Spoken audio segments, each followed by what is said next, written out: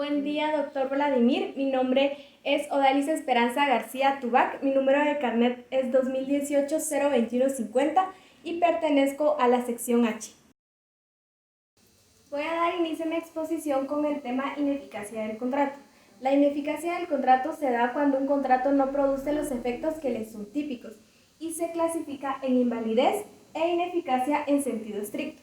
La invalidez son los defectos intrínsecos del contrato y la ineficacia en sentido estricto son los defectos extrínsecos del contrato. Por el momento me voy a enfocar solamente en la invalidez del contrato. La invalidez se divide en nulidad y en anulabilidad. La nulidad absoluta, radical o de pleno derecho. Esta supone una ineficacia del contrato desde el inicio y sin necesidad de ejercitar una acción judicial y puede ser declarada de oficio según el artículo 1302 del Código Civil. Sus causas están ubicadas en el artículo 1301 del Código Civil y son que su objeto sea contrario al orden público o a las leyes prohibitivas, por la ausencia de uno de sus elementos esenciales, y también puede darse en situaciones de cotitularidad y en la ilicitud de alguno de sus elementos del contrato, como el objeto y la causa. La acción de nulidad. No es necesario que se ejercite una acción, sin embargo no existe ningún inconveniente en hacerlo. Y según el artículo 1310, están legitimadas las personas para el ejercicio de esta acción, las partes en el contrato y cualquiera que manifieste un interés legítimo. Puede darse la figura de la conversión del contrato nulo. Esta se trata de que el contrato es nulo pero tiene elementos esenciales de un contrato distinto y se puede convertir a este contrato. También puede darse la nulidad parcial del contrato. En esta situación, solo una de las cláusulas o estipulaciones del contrato es nula, quedando válido el resto del contrato. La anulabilidad. La anulabilidad es una imperfección del contrato menos enérgica derivada de los vicios del consentimiento y de la capacidad. El contrato es válido mientras no se impugne. Las causas de anulabilidad están ubicadas en el artículo 1303 del Código Civil y son la incapacidad de una de las partes o ambas y los vicios del consentimiento. Para ejercitar la acción de anulabilidad según el artículo 1310 están legitimadas las personas quienes sufren el vicio y por cualquiera que demuestre un interés directo. Tiene un plazo de caducidad de 2 años. La revalidación o confirmación del contrato ubicada en el artículo 1304 a 1307 del Código Civil. En esta figura se trata de que el contrato es ineficaz, pero las partes pueden hacerlo eficaz según el artículo 1304, confirmándolo expresamente o dando cumplimiento a la obligación, siempre que la persona que declara tenga conocimiento de que existe una causa de anulabilidad. Los efectos de la nulidad y de la anulabilidad. En primer lugar está la ineficacia contractual. El contrato no produce ningún efecto que le es típico, que la nulidad sucede desde el inicio y sin necesidad de una declaración judicial, y en la anulabilidad sucede a instancia de parte y cuando ya exista una declaración judicial. Las diferencias entre nulidad y anulabilidad. En la nulidad el contrato es ineficaz desde el inicio y de forma automática. En la anulabilidad, en la falta de ejercicio de la acción hace que el contrato pase a ser válido y existe un plazo de caducidad de 2 años y solo puede ser ejercitado por las partes, mientras que en la nulidad puede ejercitarlo cualquier persona que tenga un interés legítimo y no tiene un plazo de caducidad. Siguiendo con el tema de ineficacia del contrato, ahora voy a explicar la ineficacia en sentido estricto. Esta es una ineficacia funcional y sus defectos son extrínsecos del contrato. La primera figura de la ineficacia en sentido estricto es la rescisión del contrato. Esta trata de impedir que un contrato contribuya a obtener un resultado contrario a derecho. El contrato es perfectamente válido, pero debido a que causa un perjuicio económico o lesivo a una de las partes, esta puede impugnarlo. Sus principales características es que exista un perjuicio y su finalidad de repararlo, que el contrato no adolezca de ningún vicio o defecto. Las clases de rescisión del contrato son voluntaria, judicial y fortuita. La rescisión voluntaria es aquella en la cual las partes están de acuerdo en disertir donde antes habían consentido. También es llamada mutuo disenso. La rescisión judicial es aquel permiso legal que una de las partes tiene para extinguir el contrato y dejarlo sin efecto, ya que este contrato le causa un perjuicio económico o lesivo. La resolución del contrato por incumplimiento es aquella facultad que tiene una de las partes para dejar sin efecto un contrato perfectamente válido.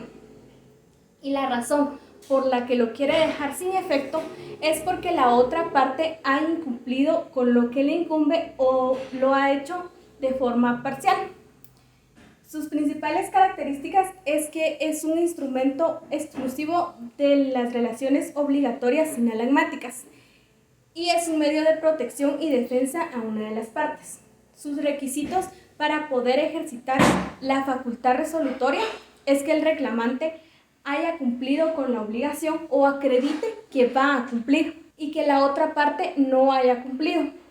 Los efectos, tanto de la rescisión del contrato como de la resolución por incumplimiento, están establecidos en el artículo 1583 del Código Civil y son, primero, extinguir la relación contractual, desvincula a las partes del contrato.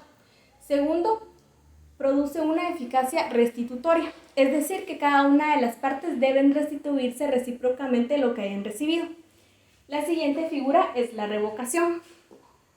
Esta es la decisión de uno de los otorgantes de privar de eficacia, eliminando en todo o en parte un contrato perfectamente válido. Elimina un contrato mediante un contrato nuevo y su clasificación es unilateral. En esta, una de las partes va a retirar de autorización o de entregar algo al otro contratante.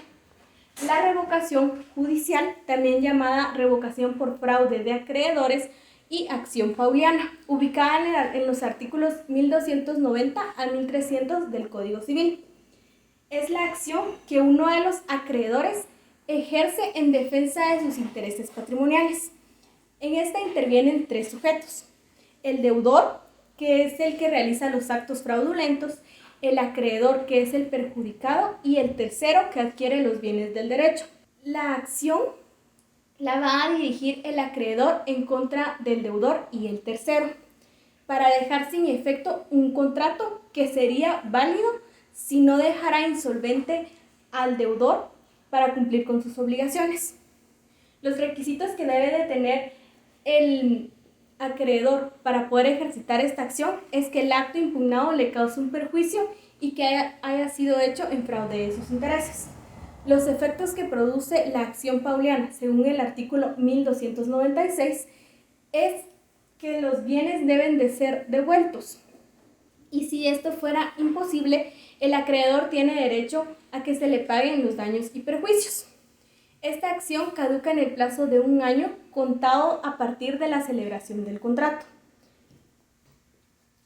El desistimiento unilateral es aquel en el cual una de las partes tiene la facultad de manifestar por su sola decisión desvincularse del contrato sin una causa justificada. Sus principales supuestos establecidos en el Código Civil son el contrato de obra, el contrato de servicios profesionales, el comandato, el contrato de depósito, etc. Los requisitos para el libre desistimiento es que exista una relación duradera y continua y que la duración sea indeterminada. Los efectos que produce es que extingue la relación contractual y, por ser una relación duradera, se procede a liquidarla por medio de una rendición de cuentas. Ahora voy a explicar sobre uno de los tipos de contratos, sobre los contratos preparatorios. Este es un tipo de contrato que tiene por objeto asegurar un contrato futuro y es el contrato de promesa y opción ubicado en el artículo 1674 del Código Civil y se refiere a un contrato preparatorio para un contrato en un futuro. Las características del contrato de promesa y opción es que se trata de un contrato preliminar porque va a preparar un contrato en un futuro. Es un contrato formal porque se debe establecer por escrito y la aceptación del contrato de promesa debe ser expresa según el artículo 1678 y el plazo del contrato de promesa, si se trata de bienes inmuebles, no puede exceder de 2 años y si se trata de bienes muebles de 1 año. Y es frecuente fijar una cláusula de indemnización en este tipo de contratos.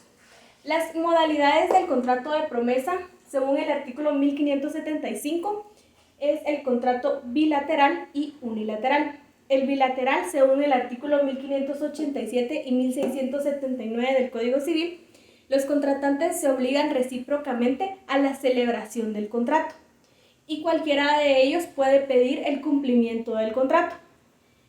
En la modalidad unilateral, también llamada opción del contrato, según el artículo 1676 del Código Civil, es la estipulación que una persona hace a favor de otra, sin que ésta se obligue a cumplir el contrato. Y solo una de las partes puede exigir el cumplimiento del contrato. Los efectos del contrato de promesa de opción se pueden dar en 2 circunstancias. En el caso de cumplimiento, el efecto va a ser que se va a obligar a las partes a la celebración del contrato definitivo. En el caso de incumplimiento, pueden darse 3 efectos distintos. Si se ha fijado una multa, se exige el pago de daños y perjuicios. Se puede exigir la devolución de arras y exigir el cumplimiento de la obligación, es decir, la celebración del contrato. Para esto se debe acudir a un órgano jurisdiccional competente para llevar un proceso ejecutivo. La acción para demandar la obligación caduca en 3 meses después del vencimiento del plazo del contrato de promesa, según el artículo 1684 del Código Civil.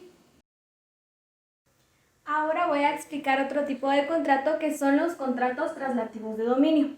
Los contratos traslativos de dominio son aquellos contratos cuyo efecto es la transmisión de la propiedad y se clasifican a título oneroso y a título gratuito. Los contratos traslativos a título oneroso son aquellos que la finalidad es transmitir la propiedad a cambio de un valor pecuniario y este se divide en permuta y en compraventa. Por el momento me voy a enfocar solamente en compraventa. La compraventa es un contrato mediante el cual un sujeto denominado vendedor se obliga a transferir la propiedad sobre una cosa a otro sujeto denominado comprador para que éste le entregue un precio en dinero. Se encuentra estipulado en el artículo 1790 del Código Civil. Sus características son bilateral, porque es un contrato entre 2 o más personas, consensual, porque se perfecciona por el simple consentimiento de las partes, traslativo de dominio, porque la finalidad es transmitir la propiedad, oneroso, porque la finalidad es recibir un valor a cambio del bien, un valor pecuniario en dinero. Los elementos de este contrato son capacidad y prohibiciones. La capacidad para comprar y vender la tienen todas las personas mayores de 18 años y que no hayan sido declaradas en estado de interdicción. Los menores e incapaces pueden comprar y vender a través de sus representantes legales. Las prohibiciones están establecidas en el artículo 1792 y 1793 del Código Civil. El artículo 1792 estipula la prohibición de compra-venta entre esposos, es decir, que el marido no puede comprarle a su esposa ni su esposa a su marido.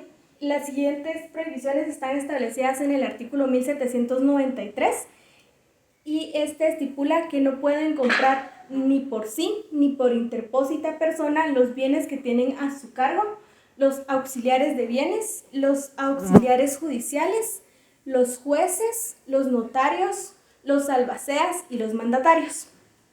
El siguiente elemento es el bien vendido. El bien vendido debe ser determinado en su especie, calidad y cantidad, y comprende tanto las cosas específicas como genéricas. El siguiente elemento es el precio.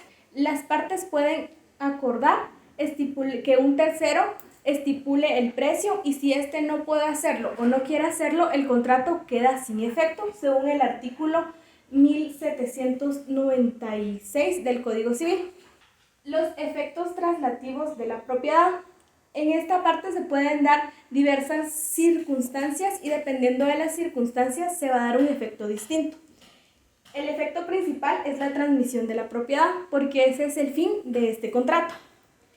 Se puede dar una circunstancia llamada doble venta, en la cual el vendedor vende un bien o derecho a más de una persona. En este caso, el artículo 1807 hace referencia a los bienes muebles. Si la propiedad es de la persona que se halle en posesión en buena fe del bien, y si ninguna se encuentra en posesión del bien, entonces prevalecerá la primera venta hecha. Para los bienes inmuebles, el artículo 1808 del Código Civil establece de que la propiedad va a ser de la persona quien la haya inscrito primero en el registro de la propiedad. Aunque no se haga mención de la buena fe, este es un requisito esencial. La siguiente circunstancia es el pacto de retroventa. Esta es la facultad que se reserva el vendedor para poder volver a recobrar, volver a adquirir el bien que le vendió, reembolsando al comprador una cantidad estipulada en el contrato o el precio que pagó. Este pacto está prohibido en nuestro ordenamiento jurídico. La compraventa de cosa ajena. Esta hace referencia a que el vendedor vende un bien que no es de su propiedad, y según el artículo 1807, la compraventa hecha sobre cosa ajena es nula. La compraventa sobre bienes muebles. Acá se estipulan las mismas reglas y efectos de un contrato de compraventa de cosas genéricas, y en la compraventa de bienes inmuebles tiene como requisito esencial la forma y se debe inscribir en el registro de la propiedad. Al ser un contrato bilateral, se crean obligaciones para ambas partes. En este sentido, las obligaciones del vendedor están estipuladas del artículo 1808 a 1824 del Código Civil. La primera obligación es la de entregar el bien. Es lógico que esta sea la obligación porque ese es el fin primordial de este contrato, transmitir la propiedad. La segunda obligación son los problemas que pueden surgir en la venta de inmuebles, que son los problemas de cabida y de calidad de los inmuebles. Este es un error sobre el bien vendido. La siguiente obligación es la obligación de saneamiento. Esta, según el artículo 1543, se puede dividir en dos formas: el saneamiento por evicción y el saneamiento por vicios ocultos. El saneamiento por evicción es aquel en la cual el comprador queda privado de la propiedad del bien por una resolución judicial que concede esa propiedad a un tercero que tenía derecho antes de la compraventa que se realizó. El saneamiento por vicios ocultos es aquel que se da en el bien que tiene vicios o defectos ocultos, que lo hacen inútil para el uso que está destinado o disminuya dicho uso. En este caso, el artículo 1561 establece que el comprador tiene derecho a ejercitar dos acciones: la acción redhibitoria, que es para rescindir el contrato, para dejarlo sin efecto, y la acción estimatoria, que es para rebajar una cantidad proporcional al vicio que se encontró. las obligaciones del comprador estipuladas del artículo 1825 a 1833. La primera es el pago del precio. Este consiste en entregar el precio en el lugar estipulado en el contrato y si no se estipulare, al momento de recibir el bien se entrega el precio. La segunda es recibir el bien en el tiempo y lugar indicados. Si se retrasare la entrega o el comprador se rehusare a entregar el bien, todos los riesgos correrán a su cargo y si el vendedor tiene algún perjuicio, él puede reclamar los daños y perjuicios. El contrato de compraventa, al ser un contrato tan amplio, tiene diversas modalidades. En ese sentido voy a explicar algunas de ellas. Primero tenemos la compraventa a prueba y ad gustum. En la compraventa a prueba, la venta es hecha en calidad de ensayo o prueba y depende del comprador si el bien cumple con las calidades y características que se le va a dar en su uso. Por ejemplo, cuando una persona compra maquinaria o un vehículo y antes de comprarlo lo prueba. La compraventa ad gustum es la venta de los bienes que es costumbre degustar y depende exclusivamente del gusto del comprador. Por ejemplo, las muestras de los alimentos que se dan en los supermercados. Estas dos modalidades se van a presumir siempre bajo condición suspensiva. Es decir, que el contrato aún no está perfeccionado y depende del comprador si quiere o no perfeccionarlo. La compraventa sobre muestras. En esta modalidad, el comprador ha examinado una muestra del bien antes de perfeccionar el contrato. Según el artículo 1800 y 1801, el comprador tiene derecho a resolver el contrato si los bienes que recibió no son iguales a las muestras. La compraventa sobre bienes en tránsito. En esta modalidad, comprador y vendedor se encuentran en lugares distintamente geográficos y el bien se va a trasladar de un lugar a otro. Por ejemplo, una persona que compra ropa por internet y llega a su casa en determinado tiempo. El comprador tiene derecho a resolver el contrato si el bien no llega en el tiempo estipulado y llega con defectos, según el artículo 1802. La compraventa sobre bienes futuros. Es la compra que una persona realiza sobre bienes que aún no existen, pero que su existencia está condicionada a un hecho futuro. Por ejemplo, la compraventa de crías de ganado que aún no han nacido. Esta venta está regulada en el artículo 1805 del Código Civil. La siguiente es la venta con reserva de dominio.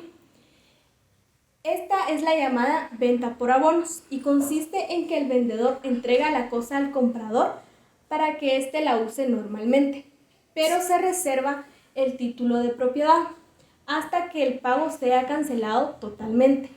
Por ejemplo, que una persona compre un celular por 1,000 quetzales y durante 10 meses esté pagando cada mes 100 quetzales hasta cancelar el pago total, el celular va a ser de su propiedad. La siguiente es la compraventa con pacto de mejor comprador o pacto de adición al día.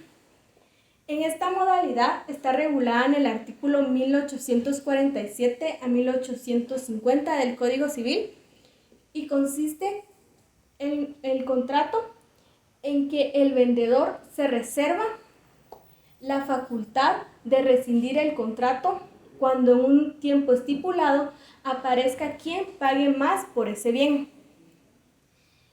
Los plazos para esto es de 6 meses para bienes inmuebles y de 3 meses para bienes muebles, contados a partir de la celebración del contrato.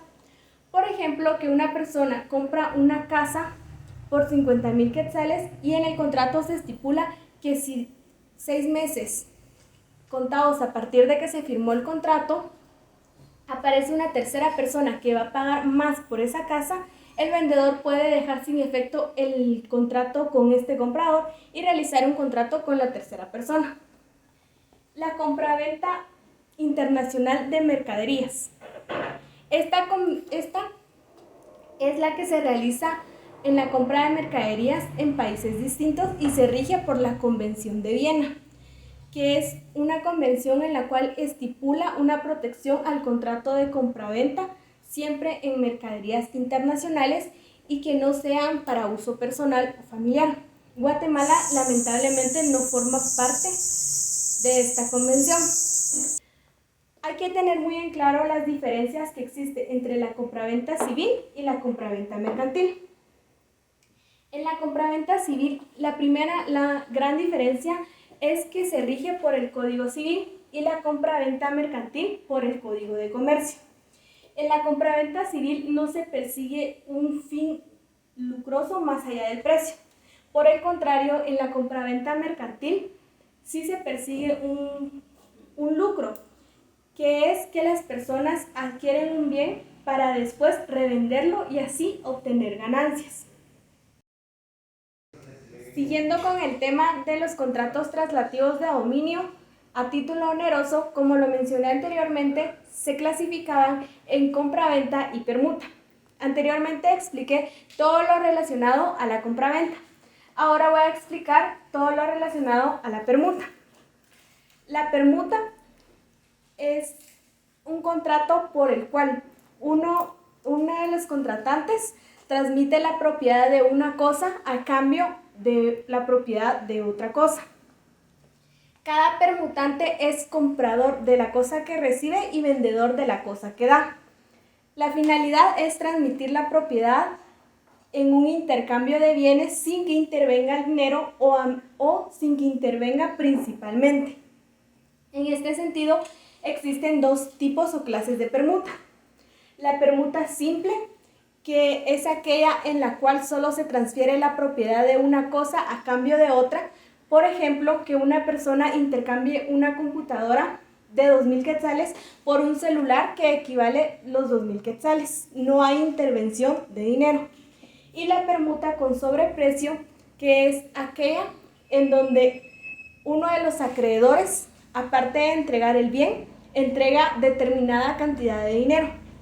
Con el mismo ejemplo, una persona entrega una computadora de 2,000 quetzales y recibe un celular de 1,500 y 500 quetzales en efectivo. En este caso, el artículo 1853 del Código Civil establece que seguirá siendo una permuta siempre y cuando no pase de la mitad del precio total. Sus características son consensual, porque se perfecciona por el simple consentimiento de las partes; sinalagmático, porque genera obligaciones para ambas partes al igual que derecho; intercambio de cosas, se refiere a intercambiar un bien por otra y cada cosa representa el precio de la cosa recibida; oneroso, porque los bienes representan el precio pecuniario. El objeto de la permuta pueden ser solamente los bienes materiales o inmateriales. También es traslativo de dominio, porque su fin es transmitir la propiedad de un bien. Típico y autónomo, porque no se trata de una modalidad de compraventa, sino es un contrato en sí mismo. Y el Código Civil le da esta autonomía al tener una regulación específica para la permuta. El régimen de la permuta se establece en el libro quinto, en la segunda parte de los artículos 1852 a 1854 del Código Civil. Y hace el artículo 1852, en su parte final, hace una remisión a las reglas de la compraventa, estableciendo que en todo lo relativo a la permuta que tenga coincidencia con la compraventa, se utilizarán las reglas de la compraventa. Esto es debido a que se quiso evitar repetir las mismas normas, ya que cada una de las partes pasa a ser comprador y vendedor a la vez. La siguiente parte del régimen es la evicción por permuta.